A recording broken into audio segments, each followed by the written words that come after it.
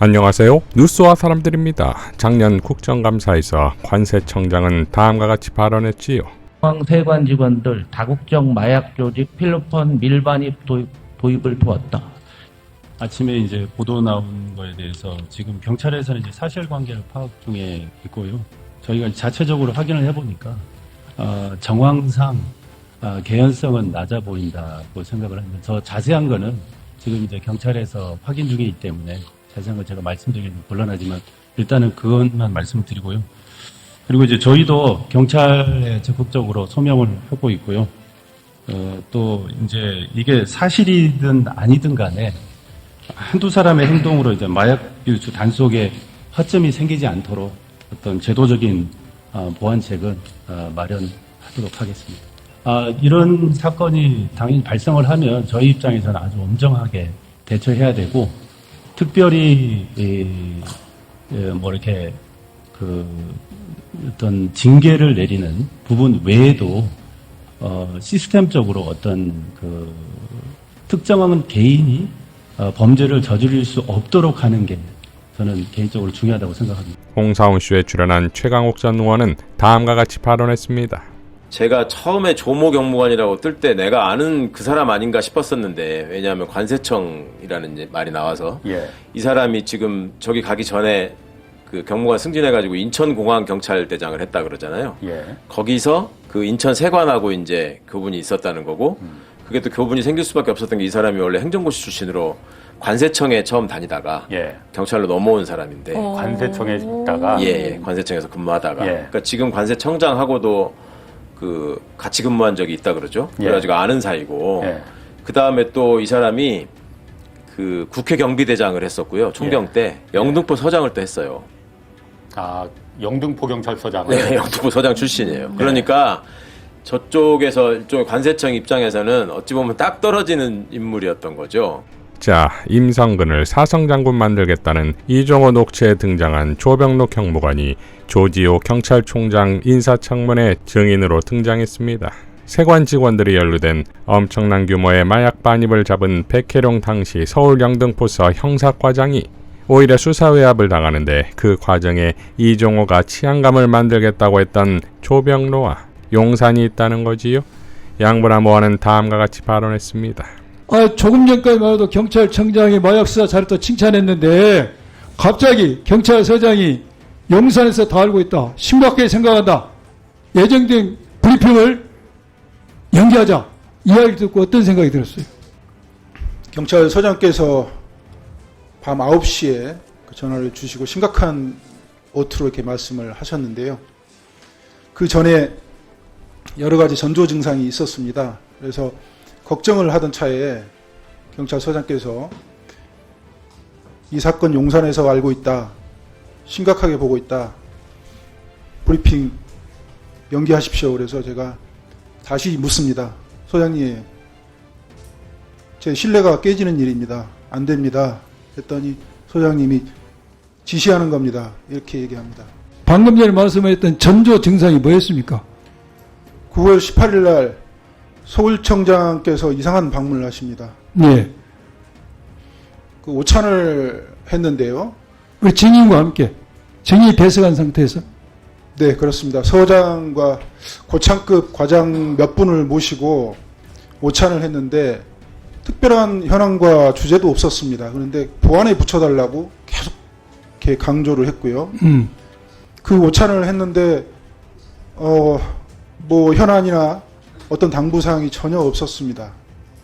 그리고 이상한 말씀들을 하셔가지고 상당히 기분이 안 좋았는데, 그리고 브리핑을 9월 22일 날 간사단과 하기로 하고 작성을 지금 하고 서울청에 수사지휘부에 보냈는데 서울청에서 국가수사본부로 보내지 않고 있는 겁니다.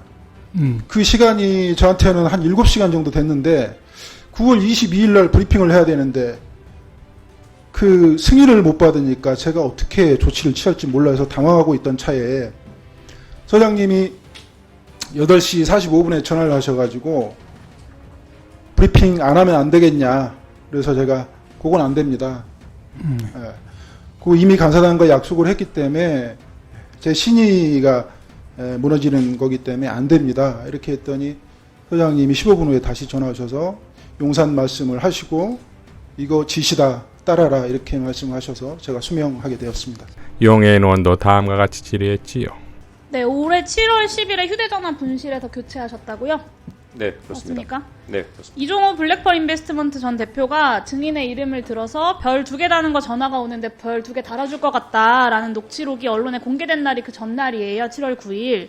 그리고 이종호 전 대표도 공수처 출석을 앞둔 7월 15일부터 출석 이후 22일 사이에 4차례의 휴대전화를 교체한 것으로 확인이 됐거든요.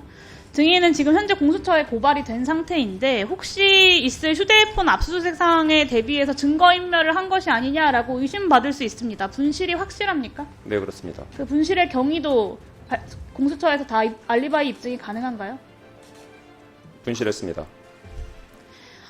그 10월부터 14일까지 연가를 내셨고 연가를 낸 첫날 폰을 분실해서 새로 교체했다라고 주변인들에게 굳이 불어 알리신 것으로 언론 보도를 통하면 확인이 되는데 경찰서장은 당연히 그 폰의 그 번호를 알려서 연락 번호가 상태를 유지해야 바뀌셨나요? 됩니다. 네, 그렇습니다. 핸드폰 번호를 아예 바꾸셨나요?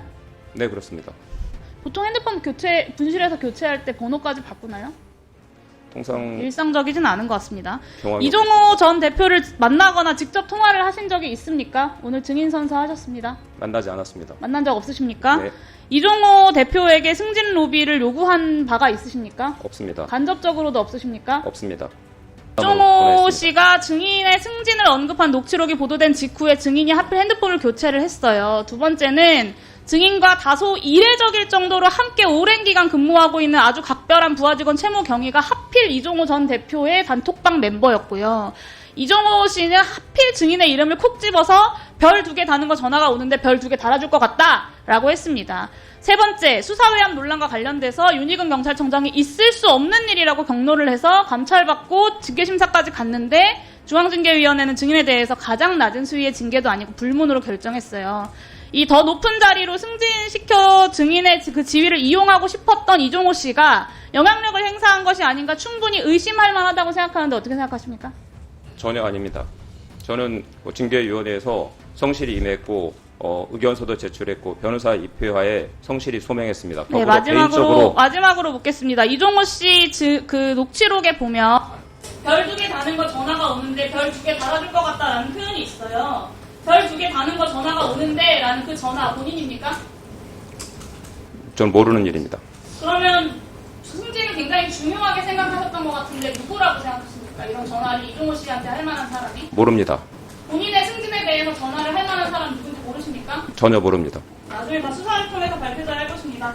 윤건영 의원도 다음과 같이 질의했습니다. 제가 앞서 의원님들 질의를 보면서 야 이건 경찰판 박정훈 대령 사건 아닌가? 라는 생각이 들 정도였습니다. PPT 한번 봐주십시오.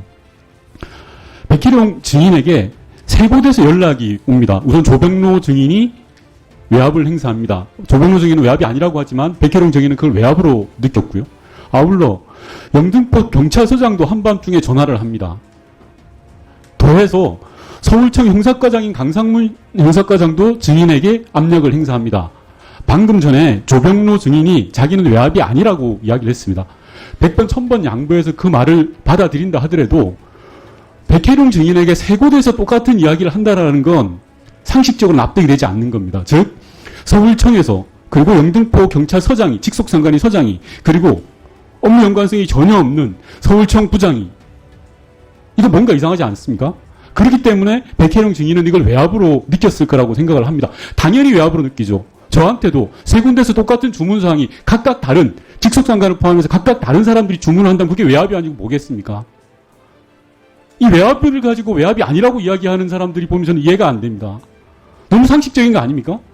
외압의 실체가 무엇이냐를 규명하는 게 오늘 이 자리에서 해야 될 일이라고 생각합니다. 저는 보이지 않는 손이 분명히 있는 겁니다. 즉 서울청 형사과장을 움직이는 손 그리고 영등포 서장을 움직이는 손 그리고 조병로 증인을 움직이던 손 이게 무엇이냐라는 게 핵심 아닙니까?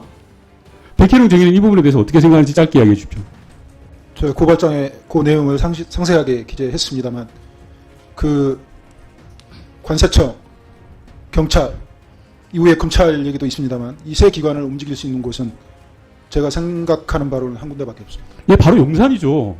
용산 대통령실 아니고 이 세 기관을 어떻게 움직입니까? 그리고 세 곳에서 어떻게 비슷한 시간에 백희룡 증인에게 전화를 하게 합니까? 자, 그야말로 경찰청장 인사청문회의 스피노프입니까? 김규현 변호사의 선수는 한 번만 하는 법이 없습니다. 라는 일갈처럼 과연 해병대와 경찰만이겠습니까? 타이밍 절묘하게도 경찰 버전으로 불리는 백혜룡 수사외압 사건이 공론화된 다음날 김건희 제2부속실을 설치한다는 보도가 나왔지요. 최민희 의원은 다음과 같이 밝혔습니다. 국회 행안위에서 용산 대통령실이 세관 직원 누군가를 구명하려고 수사외압을 행사했다는 증언이 나왔다 라고 밝혔습니다. 김건희 부속실 설치에 대해 민주당은 김건희 의혹의 방탄용 벙커에 불과하다고 밝혔지요. 이미 쌓일 대로 쌓인 온갖 비리 의혹에 경찰판 최혜병 사건까지 터져나오니 더 이상 감당이 불가한 대통령실이 아예 공개적으로 방어를 해야만 하는 상황이 온 겁니까? 경찰판 최혜병 사건의 진실을 밝힐 신정훈 위원장의 발언으로 마무리하겠습니다. 끝끝내 본인의 잘못을 인정하지 않는 이 당사자에 대한 이 앞으로의 어떤 우리 국회 대처는 엄중할 것입니다. 따로 청문회해야 돼요. 이상 뉴스와 사람들이었습니다. 시청해 주셔서 감사드립니다.